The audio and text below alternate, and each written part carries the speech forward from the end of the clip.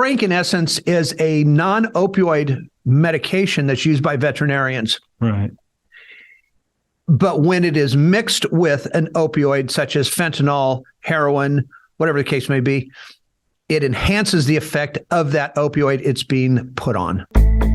Don't Hide the Scars, a weekly podcast focused on addiction and recovery. Created by the nonprofit PAIN, Parents and Addicts in Need, and founded by Flindt Andersen. Boy, as of this recording, I guess it was last week you spoke with someone on ABC 30 about Tranq. And as much, we appreciate them all the coverage, so it's not that, but I want to know more about actually what it is and the concerns that we're seeing out there with this, because a lot of people who saw that were like, what is this? What's this new thing? What are you talking about, Tranq? What is that? Yeah, we have a tendency to, as a society, is just to throw the name of the drug out there without giving anybody a real explanation of what it is. Yeah, we're famous for that. And of course, it goes over everybody's head the first few times. Yeah. Then they start seeing the death tolls, and they start seeing exactly how deadly the drug is. And they're going, and then we wonder 6 months later, a year later, oh, really? We have a problem with this? So Tranq, in essence, is a non-opioid medication that's used by veterinarians. Right. But when it is mixed with an opioid, such as fentanyl, heroin, whatever the case may be, it enhances the effect of that opioid it's being put on. So there's numerous drugs out there that have been going on for years in the natural health food market that will enhance a benzodiazepine. Right. There's a drug called Kava. Actually, it's pronounced twice, Kava. It is a natural benzodiazepine. Huh. But you have to take more and more of it, to get that high. But then you mix it with the regular benzo, and you're off to the races. Right. Yeah. Yeah, because I saw something recently. It was I don't know, probably some of the folks that we talk with, and they were talking to a guy who's done heroin as well as fentanyl, and he was talking about the difference of that high, that it seemed to fentanyl just seemed to fall off a cliff after 3 hours. It just fell off a cliff. So you're having to do more and more and more. Is the mixing Tranq that they mix it with Xylazine, right? Yep. Xylazine. Yeah. Is it that it's giving it more legs, a longer high? What is the addict's mindset? Are we being told why they're turning to it? I don't think we're really being told why we're turning to it. I think it's again, it's just the enhancement of a drug that is going to skyrocket the effect of the other drug they're mixing it with. The sad part about this drug in particular is that it eats away from it eats the skin from the inside out. Oh, yeah. And so we're seeing addicts again with these massive open gaping wounds. And it's almost like a drug called Crocodile, which came about, I want to say 4 or 5 years ago. It was first found on the Russian border with Armenia. Huh.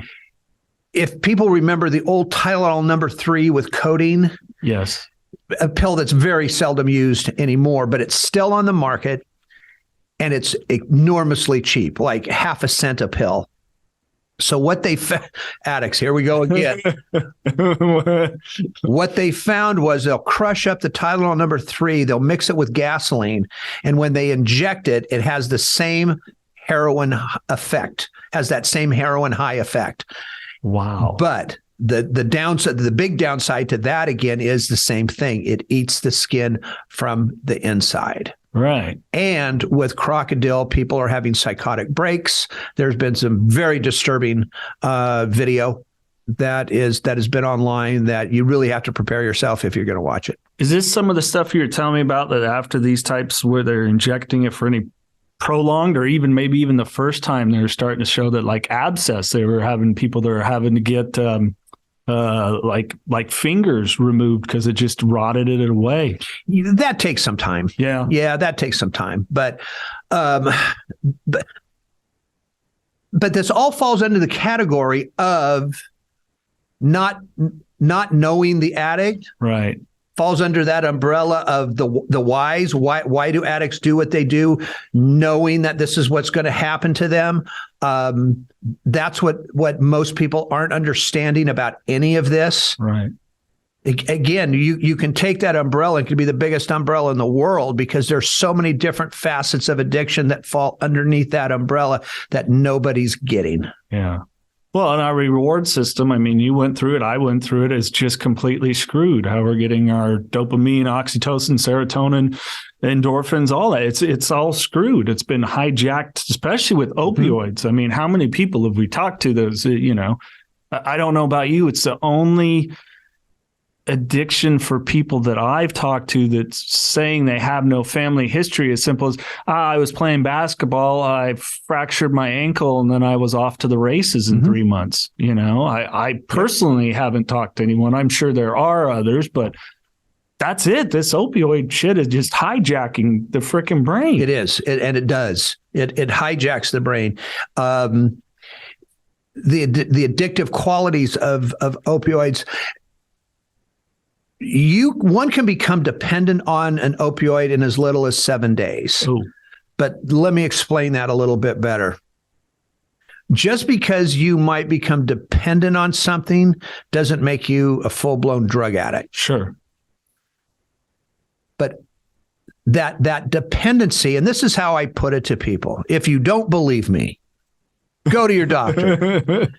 Get enough for 30 days, which by law, a doctor can prescribe 240, whatever the opioid is. Vicodin, Lortab, Percocet, doesn't matter. And take that amount for 30 days as prescribed. Don't vary from it.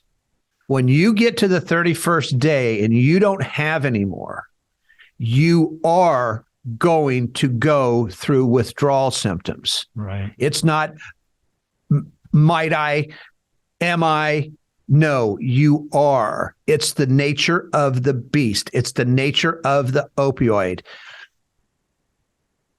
And if you take another one, then those withdrawal symptoms go away. Right. Within 20 minutes. And that's the trap. That's the trap right there. And when you take that one pill after that 30 days, it makes you feel great again. Yeah. That's the hijack. Opioids hijack our dopamine receptors to the point that it literally takes over. That's our new dopamine. And when you feel that good, you want to keep taking it again. Now you throw in the fact that you're going to get ill if you're not taking them. Now the choice is yours. What do you do? Well, that's where the psychological piece comes in. I mean, I know you've talked about it and I've talked about it with my alcohol abuse, but it used to be, oh my God, and the anxiety and the panic. And then, maybe you grabbing the pill bottle or me grabbing the bottle of whatever. And all of a sudden, everything calms down. Yeah. Everything calms down. The psychological piece is huge. It is, but I do believe the psychological piece comes much more down the road as the addiction develops. Because again, it's all about our routine. It's all about, when we use, how we use, where we use, what do we use it with? Do we snort it, smoke it, inject it? That's more of the psychological piece. And then of course, we have a hard time, our brains have a hard time grasping us living a life without it. That's one of the most difficult pieces to overcome. Yeah. Is how do we live without it? And that goes for any drug. Sure. I just think that, look, man, opiates are my thing. I mean, that's what they've been. I think it's just a little different with opioids. Yeah. Again, I'm not going to debate somebody on whether that's more of a meth issue or an opioid issue. It doesn't matter. It's still a psychological addiction that is tougher to break than almost a physical one. Sure.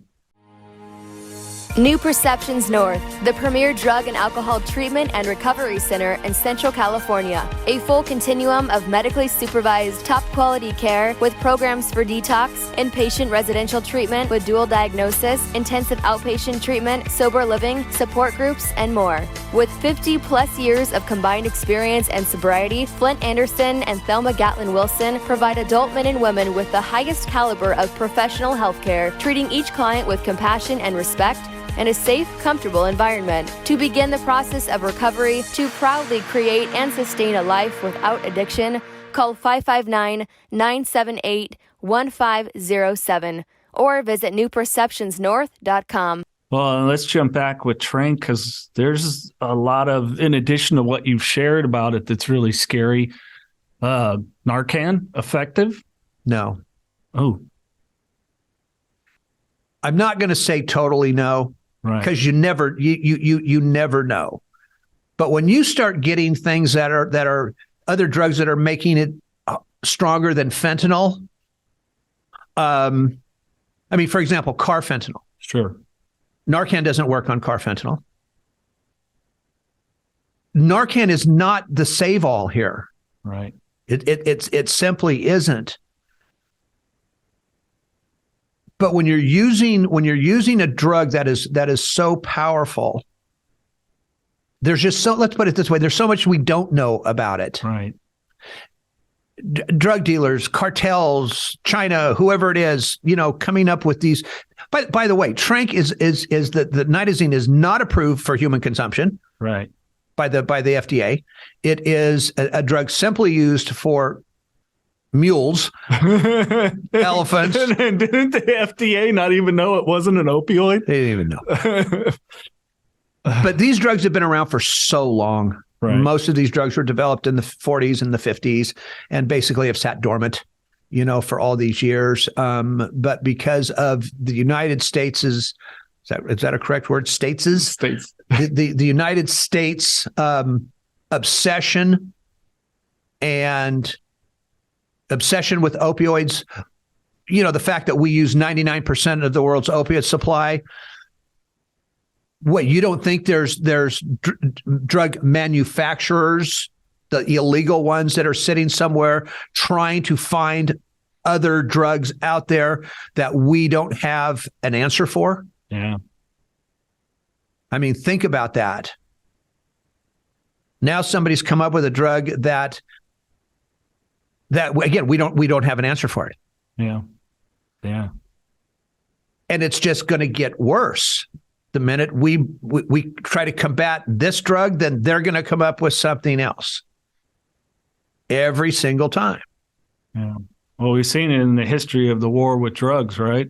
You bet. I mean, what was it? Heroin, late 40s, early 50s? When did heroin first kind of start? Well, or was it more prominent kind of late 60s, 70s? Late 60s, 70s. But, yeah, I mean, if you go all the way back into the drug history of heroin, it wasn't the Chinese that was selling it. It was the British that were selling right. it. And they sold it to the Chinese. In fact, the British got to the point where the powers that be in China finally said, okay, we do have a problem here and we are going to fix it. Now, I'm not agreeing with everything that they did back in the 18 whatever, but they basically killed all the drug dealers. They locked up all the addicts. And China does not have an opioid/heroin problem today. They simply don't have one. But they certainly have passed it over to us. Sure. Well, any opportunity, right? And when we say China, again, we always refer people like we're not talking about the whole world, but we are talking about those that are selling illicit drugs, just like in Mexico. I mean, it's ironically, and I think it was you, like you've never seen Narcos, but you start to watch this stuff, the story like Pablo Escobar and then all those trades and how these things come into power. It's just, they're cutting out so much of the middleman that they used to need. Right. Because there is no crops. There's no crop. Right. Yeah. Right. Here it is. Here it is. And again, open borders. Here we go. I mean, I'm sorry. I see pictures of these little kids, that are sitting over the border, and yeah, I feel bad for them. But folks, let's remember, there's a lot of these little kids that are muling those drugs over. And we know this. DEA knows this. We all know it. Those families are being forced by the cartels to haul this shit over our borders. And if they don't, those families can be murdered. Yeah. The children will be killed. That's the threat that the cartels give to those families. If your family doesn't haul this over, this is what we're going to do to them. So I mean, we've got the devil on one shoulder and the angel on the other here, because we want to help people, but we've got to shut this border down, because it is, if nothing else, it's going to save. I firmly believe this. I don't care what anybody says. I don't care how many people in our field go, no, we're never going to stop it. Okay, right, we're never going to stop it, but we can put a dent in it. And if that's saving one American life, then that's what we're doing. I'm just at that point right now. I actually got in a talk with someone about that, and I was like, do you have a problem with Canada's border policies? Well, no. Well, why? Or, well, I mean, it's their country. They can do what they want. I'm like, you're aware of what it is, right? Like many of our friends that are in recovery, you're not going to get into Canada. Right. They're going to go over you with a fine-tooth comb when you travel. Right. It's kind of like, okay, because they are very much like our country. We are going to do what we can. Yeah. And I think people need to start making that distinction about really just, it's heartless. And it's like, no, it's not. No, it's not. Mm-mm. And it's not that we're ignoring the plight, but we have to hit it from a different approach, because this approach clearly isn't working. No, it's not working. It's, it amazes me. We have seen all of this coming. We have seen all of this coming for years and years and years, and yet there is nothing that we're doing to even put anything in place that is going to curb it, slow it down, do it the right way. Look, I have no problem with somebody coming over our border if they're going to do it the right way. If they want to come and live in the United States, guess what? My grandparents did it, but they did it the right way. Yeah. They didn't jump the border. They came in where they were supposed to. They got their vaccinations. They did all the paperwork, and they came in legally. I don't have a problem with that. I don't care what color you are, what race you are, where you come from. But when you just start pole vaulting over the border, and we're just allowing it to happen. And let me bring up one more thing. Yeah. Because there's so much about sex trafficking these days. There's so much about prostitution these days. It's enormously big. Do you ever hear of any comment, discussion on how drugs, particularly opiates, play a role in keeping those young women and young boys in bondage with those drug dealers or with their captors? What is everybody thinking here? Yeah. Do you think they're not drugging these people? Of course they are. But you never hear about that. So again, this goes much deeper than what we're being told, what's being shown on social media or in the news or anywhere else. It has so many different facets to it. And it's alarming. It's beyond alarming. Well, I would say, what do we do, Flindt? But we've continued to do it. You've continued to be a loud, proud voice. Yeah, and I'm going to keep doing it. And I know you're going to keep doing it. We're going to keep doing it here. It's I firmly believe that we have been tasked to do this. And And we've got some things coming up here in the next couple of weeks that are going to make our voices even louder. We're starting to make some pretty serious noise with some news media outlets that want us to make the noise. So, we're gonna keep going with it, and hopefully, at some point we're going to be able to make a dent in some of this. And for those that are naysayers out there, you know what? Get out of my way. Seriously, get out of our way. There are plenty of good people out there, and those of us in recovery, those that aren't in recovery, that are jumping on this. But we're not going to just stop because somebody's trying to stop us. Ain't going to happen. Because you, whoever you are, says so. Right. Yeah. Right. Good luck with that. We're going to be doing for about the next month, touching on some different topics that we really want to discuss, not only like today, an awareness type of piece, but really getting into the mind of the addict, some different things that have even worked through us throughout recovery, maybe even some debates. I don't know if we'll get heated with each other. Kind of find that hard to believe, but you never find that one hard to believe. But like you say, you never know. Yeah. So hope people enjoy this one. Again, if this was really good and you found some value out of this, some knowledge, I'm going to be picking Flindt, your brain a lot. It's kind of, you've said it yourself, and it's true. There's not much you don't know about this thing. So I think it's about time I selfishly get a dig in and we share that with people. So hopefully, like I said, you get value out of this. Share this with other people. We got to spread this knowledge and spread this word. So. Yeah, we do. Thanks, Jason. If you or a loved one is struggling with addiction, please call Parents and Addicts in Need at 559-579-1551 or check us out online at painnonprofit.org. Follow us on social media at Pain Nonprofit. Please subscribe to the podcast and share with others wherever you get podcasts and on YouTube. To donate, please click the link in the description and help us save more lives gripped by addiction.